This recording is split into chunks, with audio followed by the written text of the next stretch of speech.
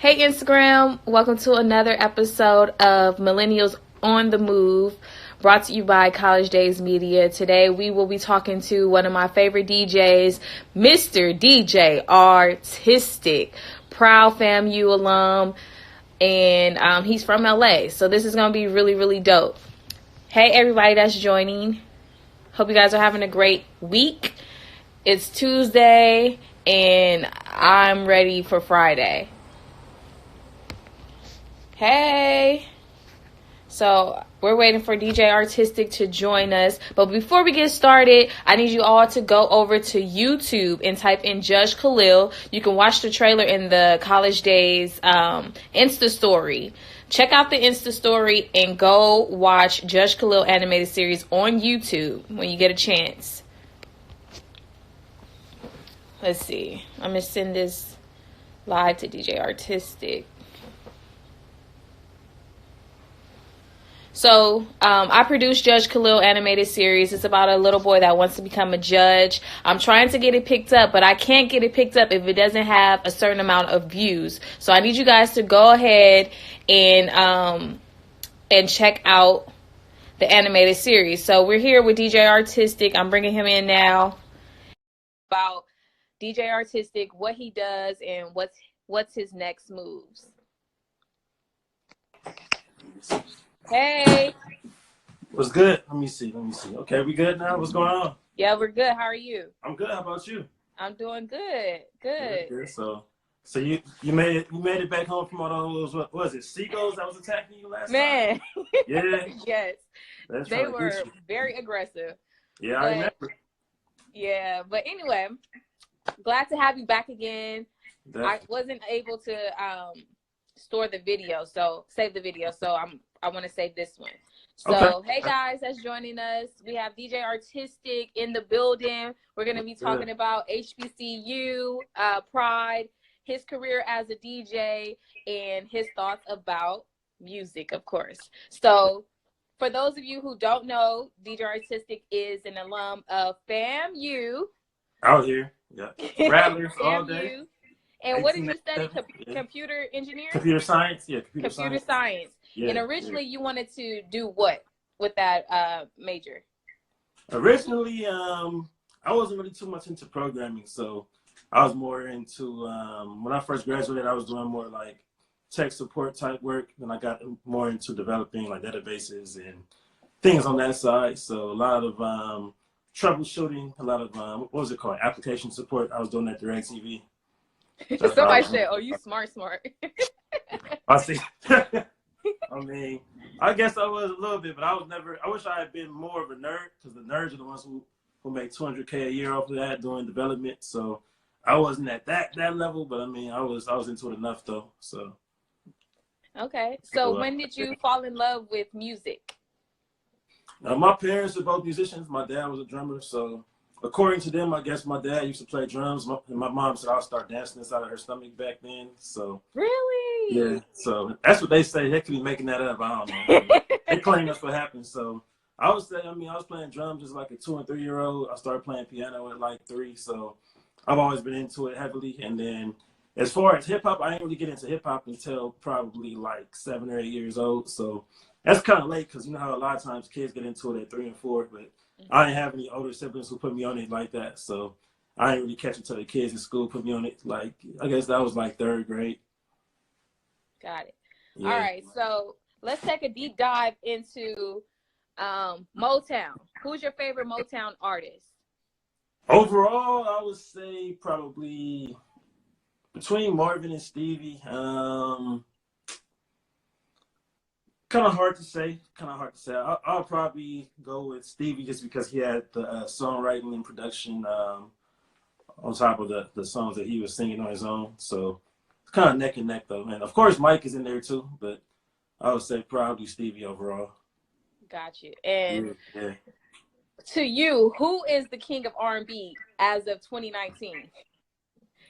I'm gonna say Usher, because like that one dude was disqualified. I can't even say his name. So that one dude who got bailed out by somebody who owns a child care center, like I can't rock with him. So I would say Usher. Like, of course, there's other candidates too. Like, as far as the Prince, I guess, who's the newest for this decade, I want to say Daniel Caesar probably has the most potential to me for like this current decade to be like at that level. So I think if he comes up with a couple more like big hits, he might start getting that type of acclaim. But overall, I'll say Usher because he's been dominating since like '94, especially since like '97. So yeah, got you. Yeah. So which female MC rocks the mic the best? All time. It's so many all time. It's so many. I still say MC Lyte is like the greatest as far as overall body of work. I would say at peak Lauryn Hill, she probably has the best album, even though her album was half R&B too. But I still like the Brat the most. I would say the Brat was one of the best like overall too. But I would say as far as greatest, MC Lyte is probably #1 to me. Why did you mention the Brat? What about her? The Brat was just probably my favorite. Like she was somewhat of a Snoop clone when she came out, but she just had such a dope style. Her flow was always on point. She had so many banging songs too. So it was like, to me, the Brat just had like, you don't really hear her mentioned at that level as much as she deserves to me, but she had the hits like Give It To You, Funkified, What Do You Like? She had so many bangers, so that's what I'm looking for. So she's probably my favorite. If it just came to like one concert, all the hits that any artist had, I would say probably the Brat. Got you. Yeah. Okay, so Blueface is making a move right now. Yeah, he is. What are your thoughts on all of these remixes? He had Tatiana, then he had YG hop on the track. Now he has a Grammy Award winning Cardi B. Yeah, do you think that this song needs to just let it go, or is this the song of the year? I mean, it's rare that we get a West Coast song that gets that type of buzz. So I'm always happy to see everybody hopping on it. So, of course, he has Young M.A. is on it. Nicki Minaj is on it.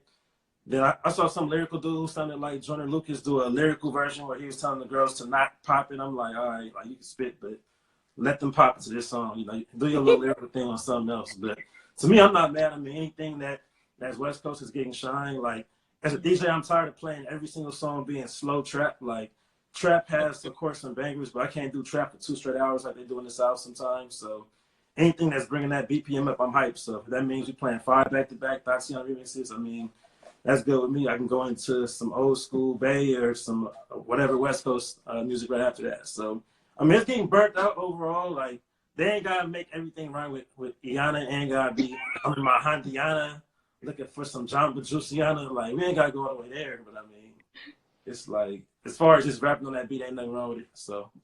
Got you. Yeah. So, scenario.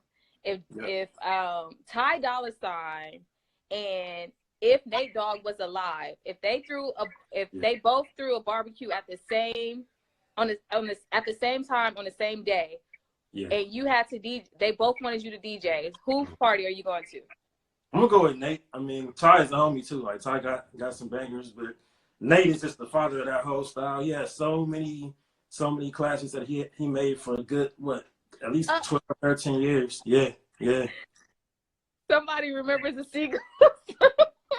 Oh, from last week? Yeah, I see it. Yeah, them Seagulls was on your head last week. They was not letting you live at all. Yeah. Nah. Yeah, but yeah, I would say Nate Dogg. I feel like Nate just like, especially if I got to play his songs and let him sing to it. Like Nate has so many songs that people forget about, and he was one of the first artists that was really getting featured on everybody's music from every coast. Like 2001, he had everything from the I Got Pros with Little Chris. He had the Fabulous, You Can't Deny It. Like, everybody wanted a piece of Nate Dogg at that time. So, I'll have to rock with him. So, would you say that Ty Dolla $ign is our modern-day Nate Dogg?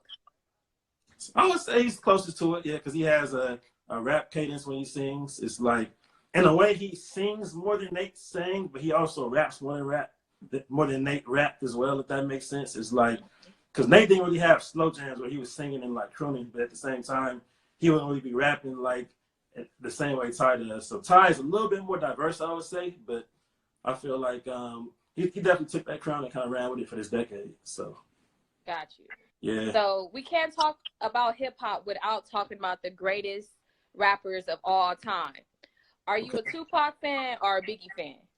I'm both, of course. I mean, I would say I'm a little bit more with Pac, but it goes either way. Like I feel like it's one of those debates that whenever folks want to get into the Pac versus Biggie, it's always like people always want to tear down one to build up the other. So it's like a lot of times the more lyrical heads or East Coast heads might tear down Pac saying he wasn't lyrical enough, he didn't have enough punchlines, he wasn't witty enough. But to me, he didn't have to have any of that. He was poetic enough. He had a great body of work. He could make any different type of song. Like, he had a much better body of work than Biggie had. Like, he could do a Dear Mama, then he could do a Brenda's Got a Baby, then he could do Hit 'Em Up. And it's like, they contradicted each other in a way, but at the same time, it showed that he was able to show passion with whatever type of song he was making. So I would give the edge to Pac, but really either way.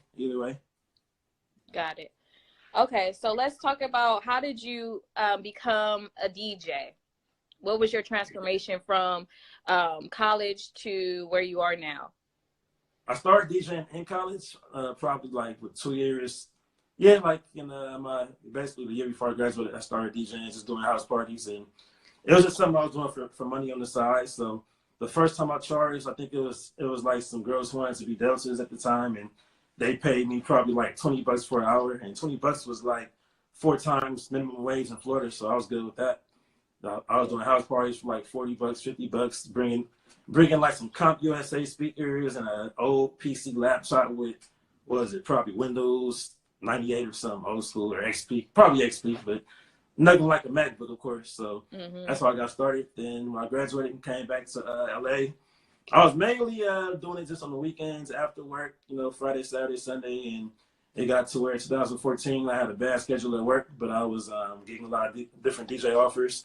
It was actually 5 years ago to this day that I won the flavor battle from McDonald's. So that was like a big landmark. That was February 26, 2014. So when I won that, a lot of work kept on coming in, and it was tough to work and DJ at that level. And I was only off like Wednesday and Thursday, so I ended up quitting the job back then. So it's been, a lot of stuff has happened since then, of course, but that's basically what the transformation was.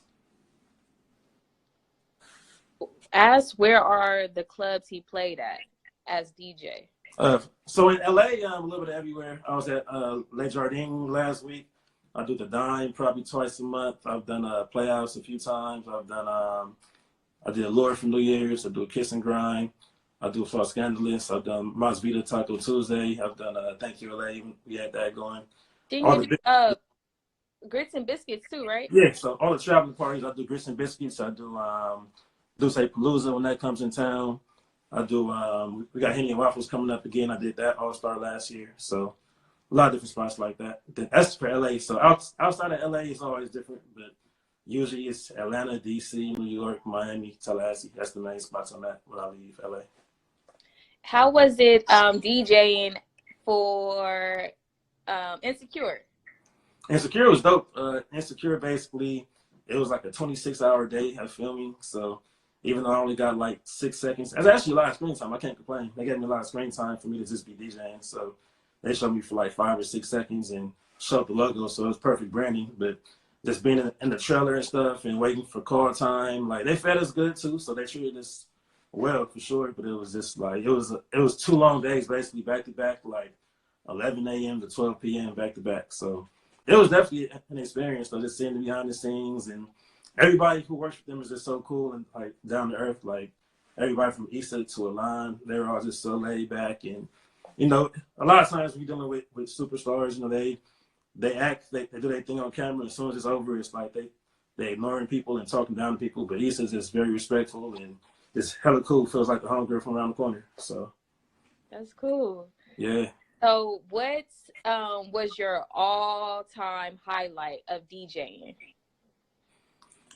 All-time highlight, I mean, there's been so many now. Like the Flavor Battle in a way that was probably my biggest landmark, and that was 5 years ago. But it's been, before that, it was probably the Paid Dues concert I did 2013.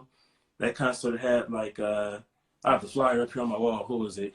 Macklemore, Kendrick, ASAP, Juicy J, Wiz Khalifa. So it was just a huge concert. Dom Kennedy, Nipsey Hussle. It was all them at one time. So that's probably the highlight before Flavor Battle.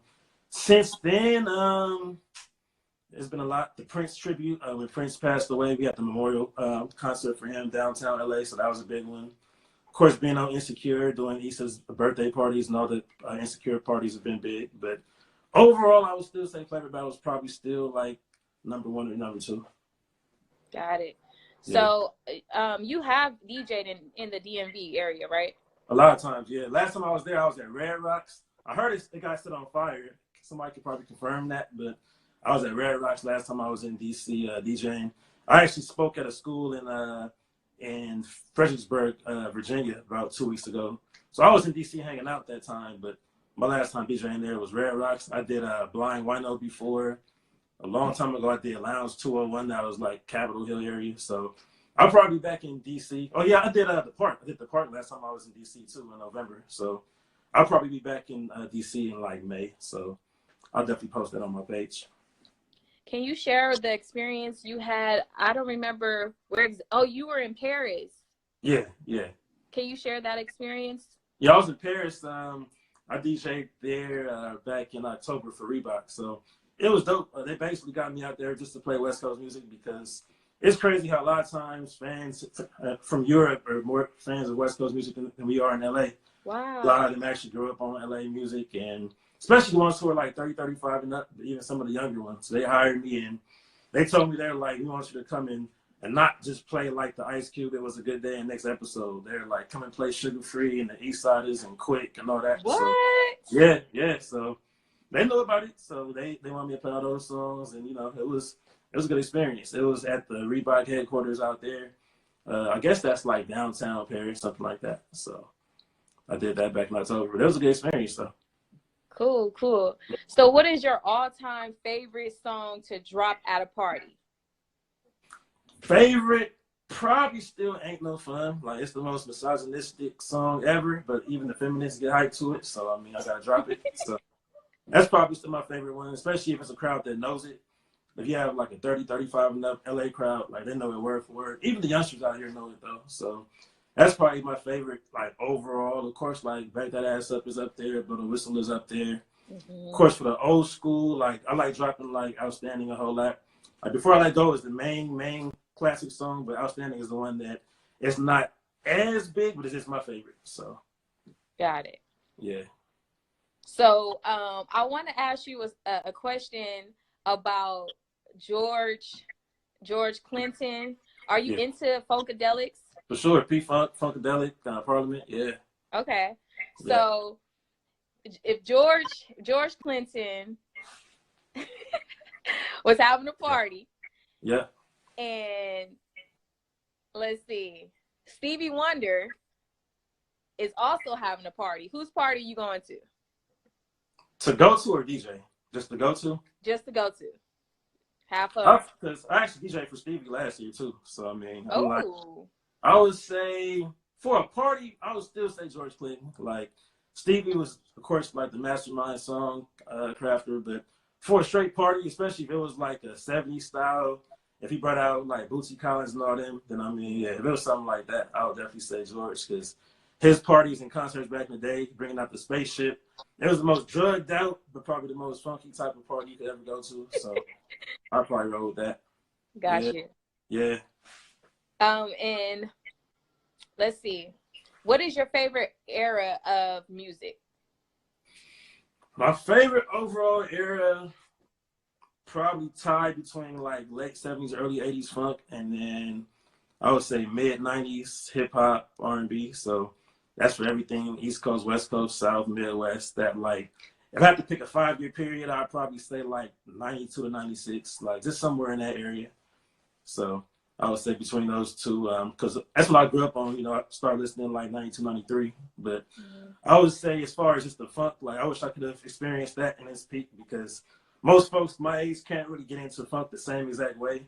Like a lot of us grew up on funk, but we can't really party to it for a whole hour just because that's just not what we grew up on. I can't personally, but if I dropped a whole hour of funk at a party at a Hollywood club today, people would probably look at me like, all right, like after 2 songs, they want to hear something else. So yeah, but I would say musically, I would say that funk era, like musically, nothing can touch that. Yeah, I agree. I agree. For sure. Somebody said Zapp and Roger. Yeah, Roger. Yeah, that whole era, Roger and Zapp. Yeah. One Way, Funkadelic, Cameo, that whole like early 80s Jerry Curl funk, like nothing can touch that. Yeah. Yeah. So my last question is, what is some advice that you can give to upcoming people or youngsters who are interested in becoming a DJ? There's a lot of advice I can give to young DJs. I would say just make sure to study your crowd, know what's in front of you, because a lot of times we come in with those preconceived notions thinking that, okay, like, I assume they want to hear this, or either I want to play this because I like this type of music. But it's not about that. It's all about what's in front of you. Like, basically, it's just looking at that crowd, studying them, and knowing what's going to get them going, and paying attention to each and every song, because you might be doing great for 10 songs, and that one song you play, they don't react to as much. You can't lose confidence. You just have to say, okay, like, let me switch it up or go somewhere else that they might be more familiar with. So that's one thing. Two is just always about staying very humble and keeping your ego out of it, because it's easy to have an ego with DJing, because all the time you're going to hear DJs who are worse than you performing. Like, there's DJs who I know who've been doing it for 3 months, and they're better than some of the DJs who've been doing it for 5 years because they actually care about music. But you can't have an ego, because you never know why that DJ got there. It could be politics. It could be because they're somebody's nephew or son. It could be because they're bringing in a certain type of crowd. Whatever it is, just realize that if you're good enough and you make your mark at it, you'll find your place, period. So you can't get mad because you see somebody else eating wherever it's at. So, like, that's something that's hard for most DJs starting out, because even when I was first doing it 8 years ago, I would go to certain clubs and people would be like, why aren't you DJing? You better than them. And, like, yeah, it's easy to say that, but then you realize once you get into it, okay, they got hired because of this and that. So just knowing that you have to go hard, period, and not worry about why you are or aren't somewhere. The third thing I would say is just studying music and knowing music at a level that that more than just the surface. So, of course, you learn more and more music as you're DJing. A lot of times you learn stuff on the fly. Like, I was doing a party in Jordan overseas this weekend, and somebody came and asked for bachata music.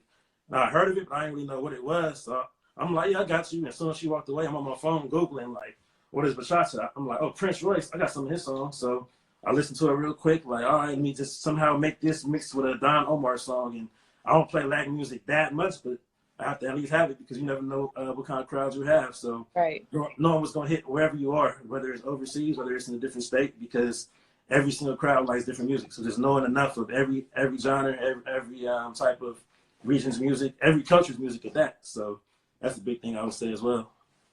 Got you. Yeah. So everybody that's just now joining us, if you have a question for DJ Artistic, please go ahead and drop it now. We had a few comments. Oh, Plato, what's up? We got Plato from Nigeria in the building. What's good? Oh, wow. Yeah, that's my boy out there in Lagos. I rocked with him back in my first time. So, ooh. Yeah. So people are talking about Tina Marie, Rick James. Oh, yeah, easy for that funk era all day. All day, I would say. Yeah. I have another question. How did you get your name, DJ Artistic? Basically, so for quick background, I used to rap back in the 90s too. So my first name was like, I used to rap. Put a flow for us. Nope. I'm not gonna do it. So I used to rap way back. So my first name was like RMC, to show how old I am. Like, I had MC in my name, and then once that got burnt out, I went by like DJ Flow and DJ Camouflage before I was even DJing. But Artistic, I know I wanted to have a name that had R and T in it, because my name is Ron Turner. So it's basically a play on my name and then my creative style. So I came up with that probably like in '99. So got you. Okay. My manager's here. What's up? Naledi is in the building. Hey. She's a Spelman graduate, so of course my manager got to keep it in the family, or HBCU. Okay, cool. Yeah. All right, so I guess that's it. People just now hopping in, but I appreciate you. The growth and progression behind the name. Yep. I appreciate you. Was good. Taking up. I appreciate you chiming in, coming back to do this interview again. This was awesome. And I look forward to seeing you everywhere, just DJ and doing your thing. I appreciate you for that all day. All right. Peace and blessings. I'm going to keep it going. Keep on doing your thing. I'm going to keep on tuning in to you. All right. Peace and love all day. Man, appreciate it. All day. Y'all have a good one. Everybody who's watching, Amadou was good. Matt was good. Everybody's good. Alex, I see you. So, Donovan, we out of here. So, peace. All right. Bye. See you.